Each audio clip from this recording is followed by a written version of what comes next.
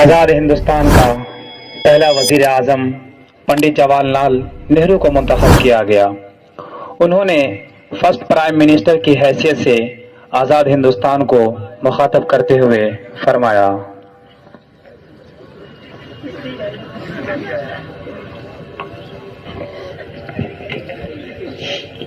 ملک کے وفادار بھائیوں، آج آزادی کا ترنگا پوری شان و شوکت کے ساتھ لال قلعہ کے فصیلوں سے لہرا رہا ہے۔ یہ جھنڈا ہماری عظمت کا پیغام اور ہماری یکتا کا لازوال نشان ہے۔ یہ جھنڈا جس کے نیچے آج خوشی کے نغمے اور مسرت کے شادیانے بجائے جا رہے ہیں۔ میں جانتا ہوں کہ کتنے غموں کے طوفان اور ماتمی چیخ و پکار کے بعد ہمیں یہ بلندی حاصل ہوئی ہے۔ انگریزوں کی 150 سال حکومت کا ایک ایک دن لاش کا نذرانہ لے جا چکا ہے، لیکن اس کے باوجود بھی ہم نے اپنے انقلاب زندہ باد کے نعرے کو سرد ہونے نہیں دیا، اور آج وہ وقت آیا کہ اس ظالم سامراج نے ہمیں ہمارا ملک حوالہ کیا ہے۔ آپ ہم سے پوچھ سکتے ہیں کہ ہم نے اس ملک کو کس قوت سے حاصل کیا ہے؟